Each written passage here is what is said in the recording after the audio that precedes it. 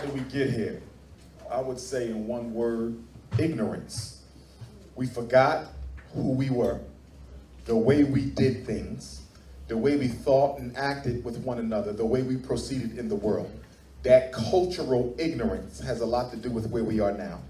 We also got here because we forgot our struggle and our experience. The reason we breathe here now is because folks who came before us died and sacrificed their lives. We didn't get here through the benevolence of white folk, and we didn't get here by voting. We got here because people protested with their life for better conditions for African people. And the third ignorance is the ignorance of white supremacy. It is the ignorance of not understanding how the world in which you operate actually exists. We are losing because we are trying to equate the African struggle with everyone else's struggle. Now you can respect the feminist fight, you can respect the LBGT fight, you can respect the Arab, the East Indian fight, you can respect all these other cultural fights, but you don't put them on the same playing field as yours. None of these groups. Let's understand something. If you're African, there's a stage in your struggle that neither the lesbian, the feminist, the Arab, or the East Indian, or the Latino ever had to experience. They went from oppression to fighting for equality and acceptance. The African did not go from oppression to fighting for equality and acceptance. We had a third stage, and that stage was humanization. We had to prove we were people before we could fight to be equal. We had to prove we were people before we could fight to be equal. We're not fighting for the right to cohabitate with someone. We're not fighting for equal wages with men. We're not fighting for the right to have our culture accepted. We're fighting for the right to exist, to breathe, to live. You don't let another group's mission make you think that it is as important as yours. We suffer because we are not our own priority yet. We make everyone else's issue more important than mine, which is to say we suffer for not being unapologetically African.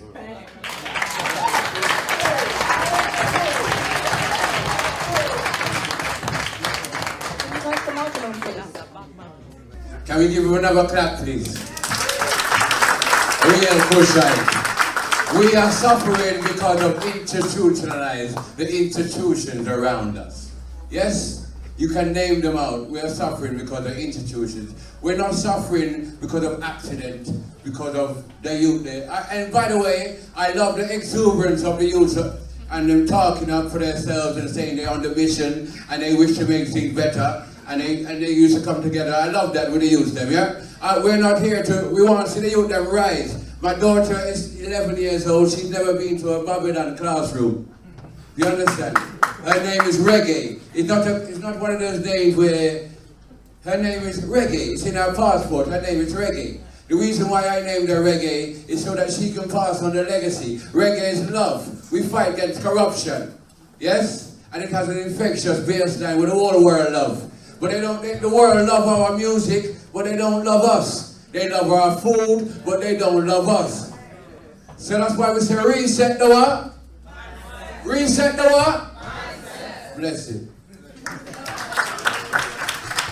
Hi, I'm Ravimbo, and I just wanted to ask Dr. Umar to clarify what he meant by that our struggle is more important than the feminist struggle, because I, as a woman, don't suffer oppression differently. I am simultaneously black and a woman. Can we not incorporate feminism into the black struggle? Let's talk about that. First of all, we need to know the roots of the feminist movement as a movement for white women who were struggling. Let me finish. We cannot be emotional. Let's be intellectual.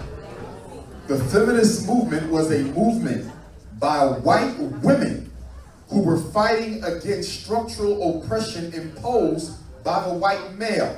He did not let her vote. He did not let her leave the house. He told her she cannot go to church if she was on her menses. She cannot go to college, cannot hold a job. Her place was in a home to cook and to raise the children.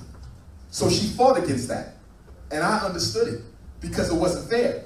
But when she reached out to the black woman, she didn't do it because she cared anything about your situation. But she simply wanted to use your numerical power to push her agenda. And a mistake was made with black women in the feminist struggle by equating your dynamic with the black man, with the white woman's dynamic with the white male. We don't control if you get a job.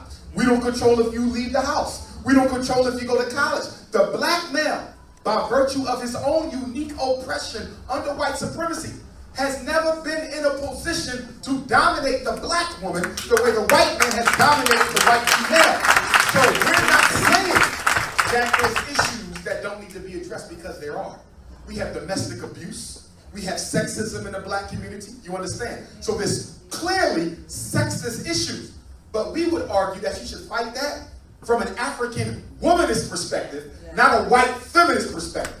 Because the African womanist perspective recognizes that me and the black man are struggling together against a common oppressor, but I reserve the right to address any sexist issues in the black community, but you never let the white woman use you against the black man. Unapologetically African.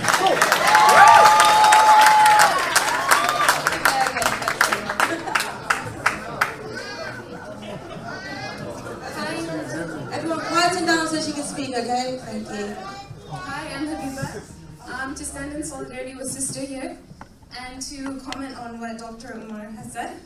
First of all, I think it's very patronizing to tell her not to be emotional, to be intellectual. She's been very intellectual. Yeah, so you cannot come to her with this argument of emotionality. Secondly, I think we need to understand feminism differently. You're speaking to a kind of white feminism, but we've had feminism in Africa, which predates, which has been pre-colonial. If you look into a lot of African traditions, Mali, the griot tradition, the Jelly tradition of Gambia, Senegal, Guinea, Mali. If you look at the likes of Ami Koita, Kumbasidibe, Umusangare, in their songs like Musolu, once you understand the language and you begin listening to what they sing about in their songs, it's purely feminism. They speak to women's issues. And the feminist issue is not mutually exclusive to the African struggle. You have issues such as circumcision, you have issues like fistula in Africa, and it's because of really like sexism and patriarchy why we have some of these issues. And sometimes like the African men can be oppressors, so it's like one and the same. So do not exclude the feminist issue, and it's not a kind of white feminism. This is black womanism, this is black feminism. And just to repeat this again, please do not come to her with saying that she's responding emotionally. Like, I think she had a lot of respect to ask you the question on a very intellectual premise, and I would appreciate if perhaps some of the other panelists could speak to this, because I find your stance very problematic. Dr. Adib, that's okay. Would be very, that's all right. Be well appreciated. But I'm going to respond since you responded to me. Number one, but she responded. I'm going to speak first because she responded to me. Number one, your comment on being emotional, I would say the same thing to a black man who I thought was reacting with emotion more so than reason. That had nothing to do with her being a woman.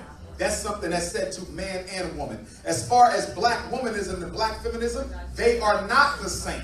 And there are black feminist activists, black womanist activists who are trying to clarify African womanism versus a reactionary white female created feminist movement. Secondly, although there have been black women in traditional Africa who articulated the unique issues faced by black women in indigenous African society, they never saw the black male as a cause of their issues. In African culture, we work from family, man and woman together overcoming issues. We do not divide ourselves up by gender and then attack each other. We are a family first people.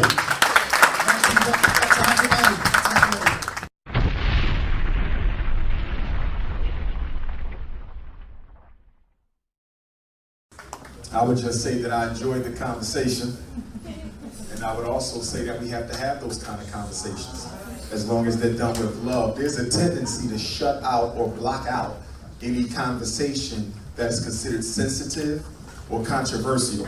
And that's one of the reasons why we don't progress ideologically, because we're afraid to go into those little crevices and work out those situations. We gotta have that feminist conversation. Because a lot of people don't know the history of the movement. We gotta have that LBGT conversation. We gotta have that multicultural conversation. We have to talk about why the Pan-African movement must be all African with no non-African membership. These are controversial issues, but they have to be discussed.